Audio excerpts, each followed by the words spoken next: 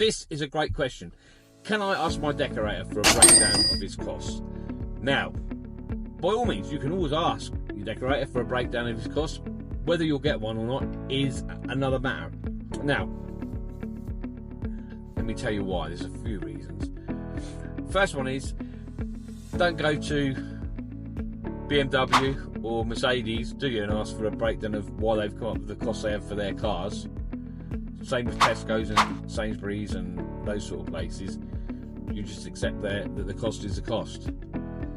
Now, you can ask a decorator, like I said, for a breakdown of the costs, but decorators are very reluctant to offer this information for a number of reasons. The first one is, so let me say, for example, you've got a lounge that you've been priced for, say, £1,200.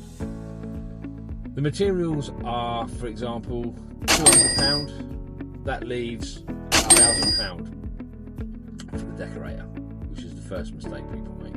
However, you sit down and you work out based on maybe decorating you've done before yourself, or from talking to neighbours and it's going to take 3 days, three-ish days, 3 or 4 days, maybe, probably 3. So you think, wow, they're on £33 and 33 pence a day. I think. In fact, I think that's the right maths. And you think, whoa, that's expensive, and it's not. It's not that it's not expensive. What you've got to take into account there is the decorator's got to take his tax out of that, national insurance, fuel. There's a lot of overheads that are built into that price if the decorator's worked out his prices properly. So that is really one of the big mistakes people make, and then that frightens them. I think, whoa, and then you sort of work out what you're on a day based on your salary, and it all starts to get a little bit, well, my advice would be not to look at the price. Look at the value the decorator is offering you. Also, the most important thing is, do you get on with the decorator? Do you feel comfortable in his company? Do you feel like, to have him around your house and your home wouldn't be a problem? I've spoken to customers that have had people in their home that's made them feel uncomfortable in their own home. They've told me that, no, it was a nightmare. We were made to feel really uncomfortable. You don't want that. It's your own home. You shouldn't feel uncomfortable in your own home.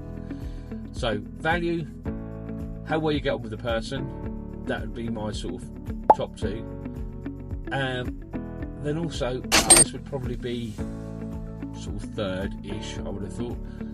However, the most important thing is to get a specification, and this is a whole other video.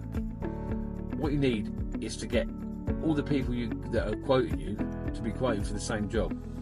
Decorators have got ways of working, and they'll look at your job you ask 3 decorators, and they'll be looking to do your job probably 3 different ways. What you need is a way to level the playing field so that you know they're quoting for the same job. But that's a whole other video that I'll probably put together in the future. If you write comment spec below, and if you're happy to find out more, I'll do a video about it.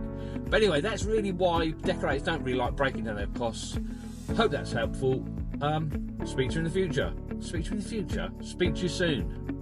Where's the future come from? It's always speak to you soon. So I will speak to you soon.